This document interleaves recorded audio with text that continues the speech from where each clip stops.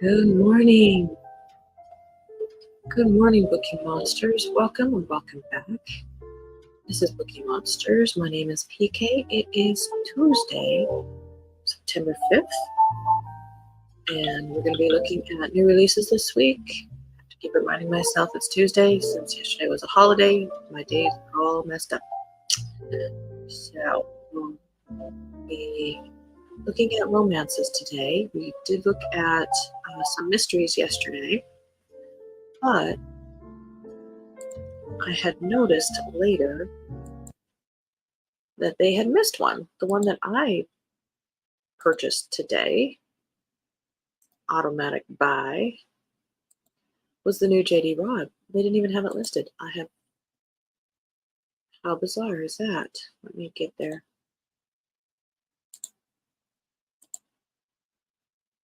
Payback in Death. They didn't even have it listed. So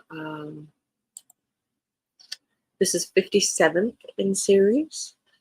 I have read each and every one as they have come out since the beginning. I distinctly remember purchasing the paperback in 1995 when it first came out in a Walden's bookstore. And I still have that paperback. It was before we knew it was Nora Roberts. It was just a police in space kind of thing, police in the future. So it was something I was definitely interested in. And then it turned out it was Nora Roberts, who writes very good books. And so she writes 2 a year. And this is the second one of 2023, Payback in Death. Lieutenant Eve Dallas is just home from a long overdue vacation when she responds to a call of an unattended death. The victim is Martin Greenleaf, retired internal affairs captain. At first glance, the scene appears to be suicide, but the closer Eve examines the body, the more suspicious she becomes. An unlocked open window, a loving wife and family, a too-perfect suicide note. Eve's gut says it's a homicide. After all, Greenleaf put a lot of dirty cops away during his 47 years in internal affairs. It could very well be payback, and she will not rest until the case is closed. My mom will be reading this on Kindle. I've got the physical copy coming. It will show up when I get home from work, but that is going to be immediately what I'm going to be starting to read. I did have a good reading long weekend. 3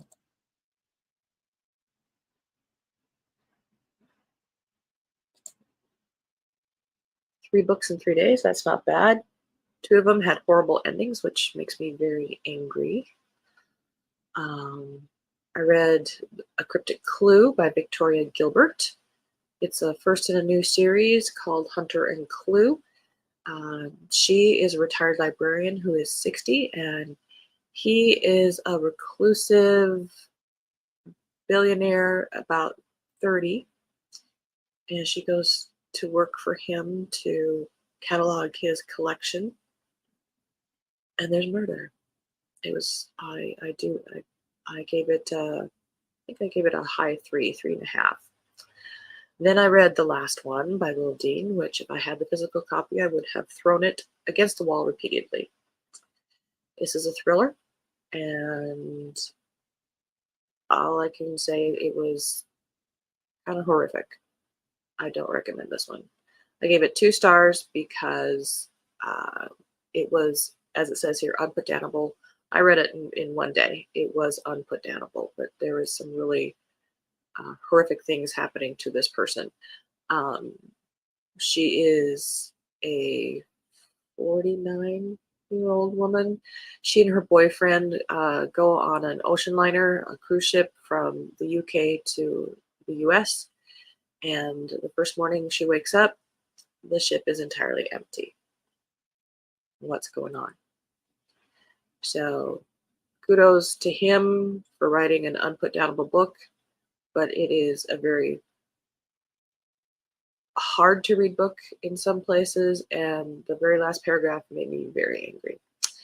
Then I read Cassandra in Reverse by Holly Smale, I think is how you say it. It's a Reese Book Club pick, as it says here.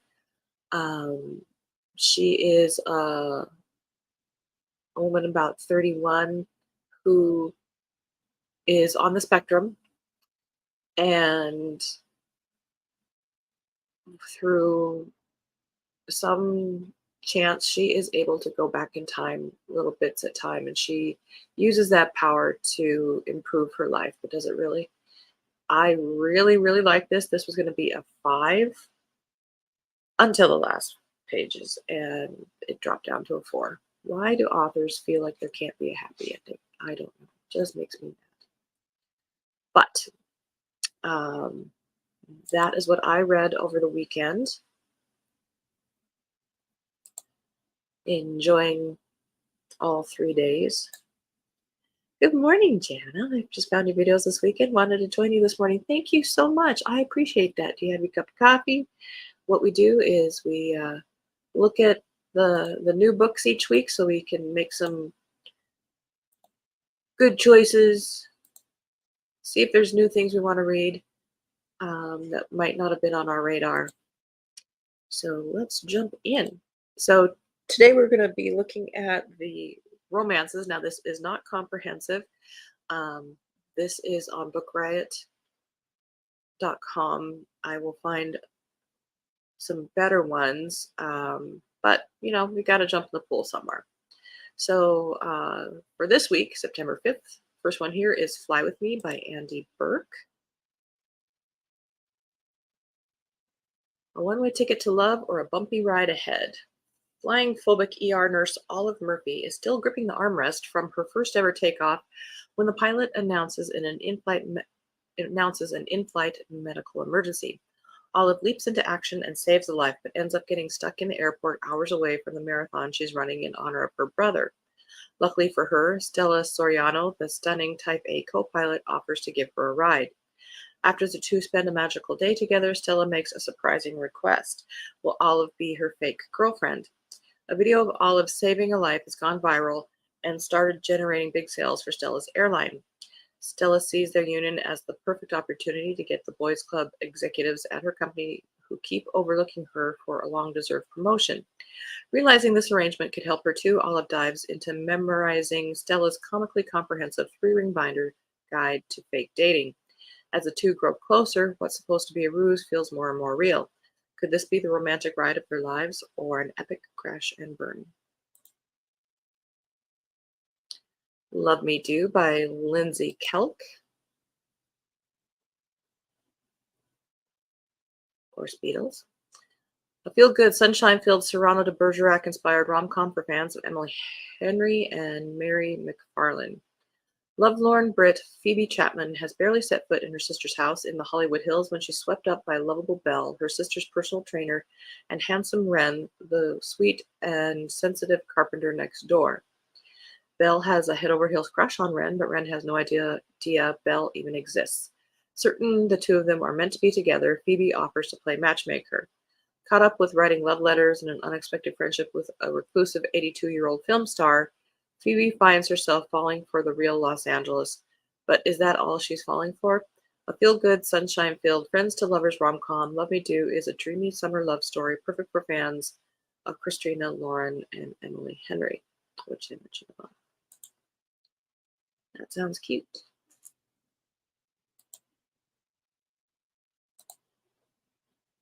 Got your coffee. I got my coffee too. The Long Game by Elena Armas.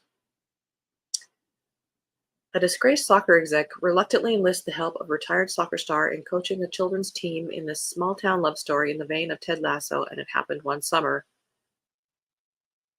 Blah, blah.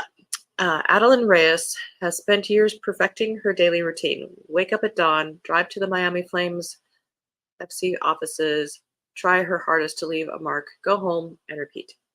But her routine is disrupted when a video of her in an altercation with the team's mascot goes viral. Rather than fire her, the team's owner, who happens to be her father, sends Adeline to middle-of-nowhere North Carolina, where she's tasked with turning around the struggling local soccer team, the Green Warriors, as a way to redeem herself.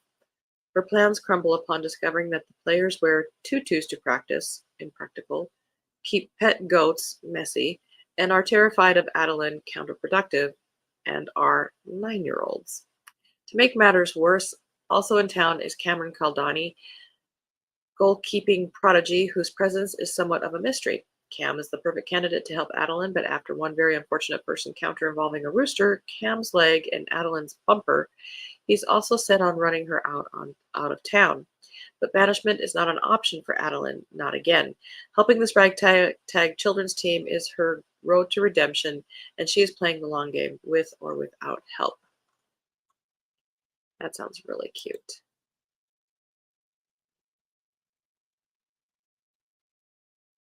Things We Left Behind by Lucy Score, big name author. Lucian Rollins is a lean, mean, vengeance-seeking mogul. On a quest to erase his abusive father's mark on the family name, he spends every waking minute pulling strings and building his empire. The more money and power he gains, the safer he feels, except when it comes to one feisty small-town librarian, because librarians are feisty. Bonded by an old dark secret from the past and their current mutual disdain, Sloane Walton trusts Lucian about as far as she can throw his designer-suited body. When bickering accidentally turns to foreplay, the flames are fanned, and it's impossible to put them out again. But with Sloane more than ready to start a family, and Lucian refusing to even consider the idea of marriage and kids, these enemies to lovers are stuck at an impasse until Lucian learns the hard way that leaving Sloane is impossible. The very least he can do is to keep her safe.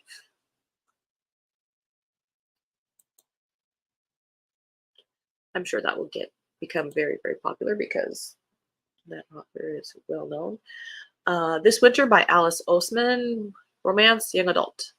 A very special heart-stopper story set over a challenging holiday season. Reuniting Tori Spring, her little brother Charlie, and Charlie's boyfriend Nick, this novella sees the Spring siblings brave a particularly difficult festive season. And that's all they say. Witches Get Stuff Done by Molly Harper. Riley Everett's newfound witchy magic is hardly stable enough to help her manage the eccentric, haunted mansion her family passed down to her. Luckily, Starfall Point's frustratingly hot librarian, see, I tell you, Edison Held is the perfect resource to fill her in on the house's hidden history and to keep very close company for when things go bump in the night. And those are the romances that they tell us about on this.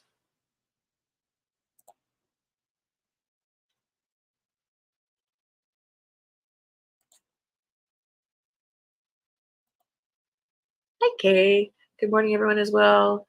First day of school here. Oh, good luck. My son does virtual schooling and is starting 10th grade today. May not be able to chat. That's okay.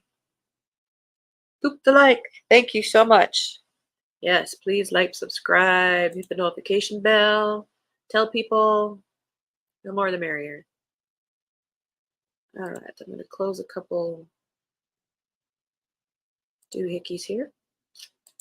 All right, let's look at some of the cozy mysteries. We didn't have a chance to do that yesterday. Sorry, coffee's required.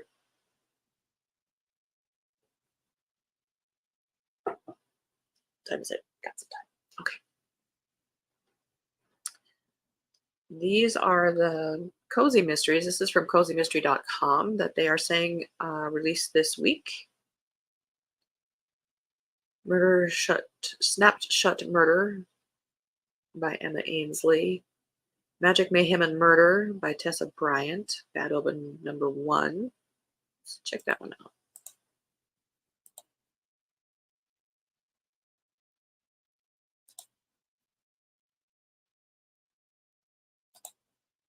By Tessa Bryant. First, and it's Kindle Unlimited. In the blink, I like the cover. In the blink of an eye, Mallory Thorne's world fell apart. She was fired from her job, found her boyfriend in bed with their neighbor, and as if that wasn't bad enough, a phone call from her estranged sister came next, telling her that their beloved grandmother had been murdered. With a heavy heart, Mallory heads home to Tempest, Texas, the small hometown she never planned to revisit. Only the moment she steps foot in town, strange things start happening all around her, and she realizes Tempest isn't the place she thought she remembered at all. Vampires run the local bar, werewolves are on the police force, and there's a talking cat in the bookstore. Turns out Tempest is a refuge for the supernatural, and Mallory is descended from a powerful coven of witches. Her grandmother bound her magic and hid her memories before she left town, but with Nana gone, it's all coming back to her, and nobody's more surprised than Mallory when she realizes those memories might be the key to solving her grandmother's murder. It'll take all of Mallory's newfound magic, some seriously powerful old friends, and one high school crush turned handsome sheriff to discover the secrets hidden in her mind and navigate the dangers lurking just out of sight. Can Mallory confront the mysteries of her past and claim her true power, or will the killer claim another victim before she can stop them? They had me until vampires and werewolves. Ah, but that will be somebody's cup of tea. The Death of Light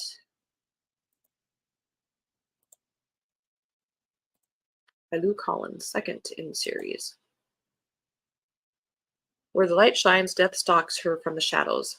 When the city of Scalaris' most influential man vanishes without a trace, Quill develops a serious case of deja vu.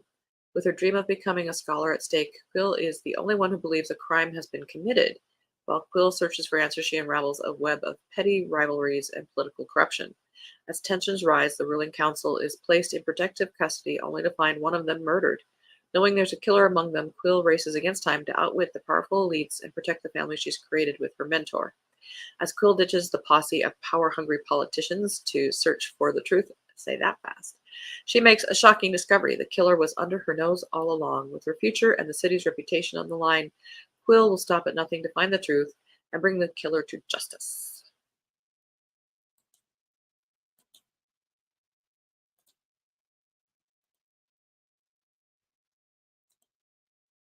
Will I read any of these new ones? I'm always looking. That's why I do this. I am always looking for new ones to read. It is always my hope. Murder on the Farm.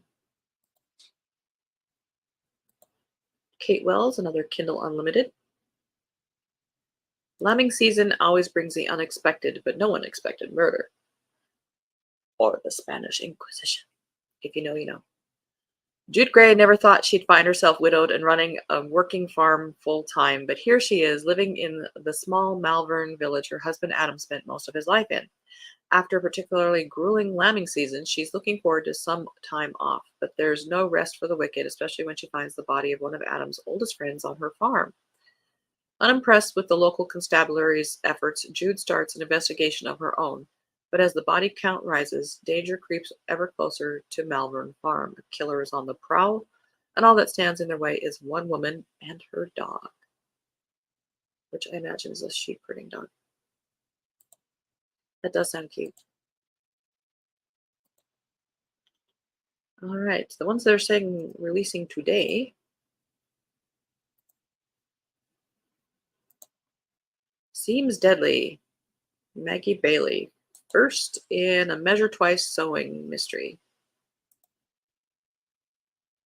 When sewist, that'd be seamstress, Lydia Barnes finds a dead body soon after moving to a new town, she will need more than sheer luck to find the killer in this novel perfect for fans of etc. Lydia Barnes is excited for a fresh start when she moves to the quaint mountain town of Peridot, Georgia. Her friend Fran offers her a job at the Measure Twice fabric store and even sets her up on a date with the handsome Brandon Ivy, who also happens to be Lydia's new next-door neighbor. Finally, things are looking up. But after a disaster first date that ends with a fist bump instead of a kiss, Lydia doesn't think her night can get any worse. She's soon proven wrong when she later stumbles upon Brandon's dead body. That's a bad first date.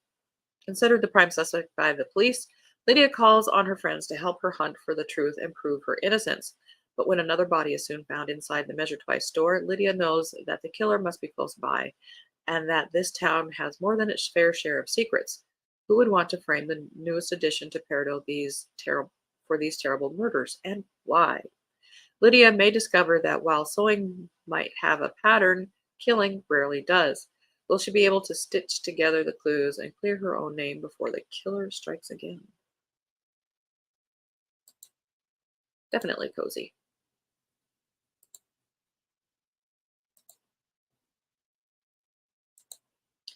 Very bad first date. That one sounds good. Yeah.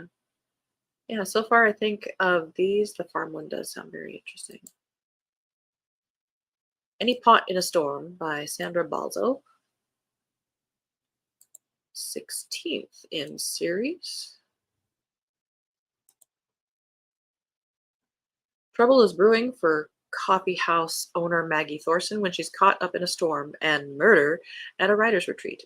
Coffee house owner Maggie Thorson has reluctantly traveled north with her business partner, Sarah Kingston, to cater for a weekend writer's retreat at Payne Lodge Log Cabin.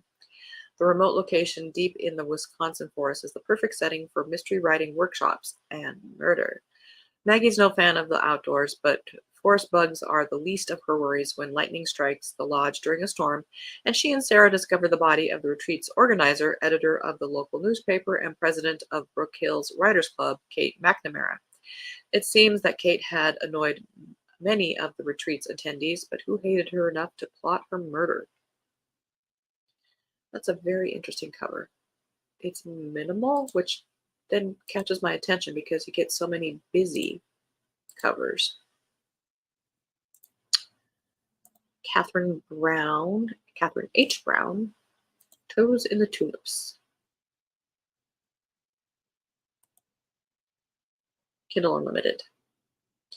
Gladys is head over heels excited for the new community garden project. In fact, she's created a whole new event, the Community Garden Plant Potluck.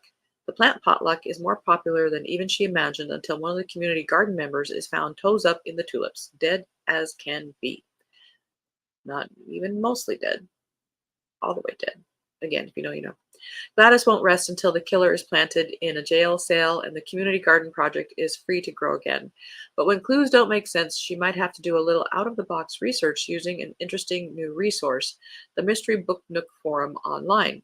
Don't miss this fun new adventure with some favorite characters. Not a gardener, but the online thing kind of sounds interesting. Like they might have like text interspersed in there. Oh, dang it. Let's do one more. Death in the Romance Isle by Lynn Cahoon, third in the Survivors Book Club Mysteries. Rarity Cole is taking full advantage of her second chance at life after recovering from breast cancer, running a bookstore in Sedona, and a support group for fellow survivors. She's also discovered a knack for defeating other kinds of deadly threats. Rarity is excited about expanding the romance section of her store, but not nearly as excited as her best friend Sam is about reuniting with her brother after many years. Marcus makes a trek from California to Arizona, is welcomed with a party, and hints that he may stick around now that remote work is an option. But is it just a coincidence that not long after his arrival, a body is found near a local swimming hole? Especially considering that the dead woman had recently gone on a date with him, and even worse, that Marcus has a startling secret in his past. The police suspect him, but Rarity hopes to find another explanation before Sam is once again separated from her sibling by prison walls. I've not read that series. It does sound interesting.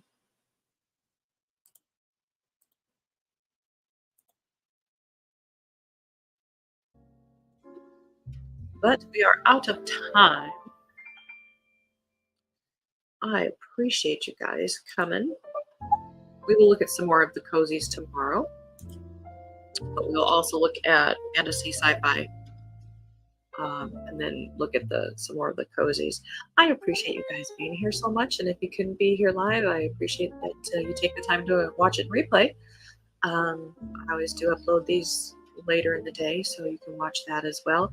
And we're here just because I want to know what the new books are each week, because I just, if you don't know about them, you can't read them, and I want to read all the books. So we are doing live sprints tonight at 6:05 p.m. Mountain Time, 8:05 Eastern. We'll be going for 2.5 hours. Bring your own book, bring a craft, even do meditating, because if you want to do that, we listen to some very soothing music. So if you want to spend like 55 minutes meditating, we take a break at the top of the hour. You can do that as well. So please tell others, please hit like, subscribe, notification bell, etc. And as the banner says here, don't be a bookworm, be a bookie monster. Nom, nom, nom, nom. Have a good Tuesday, and God bless.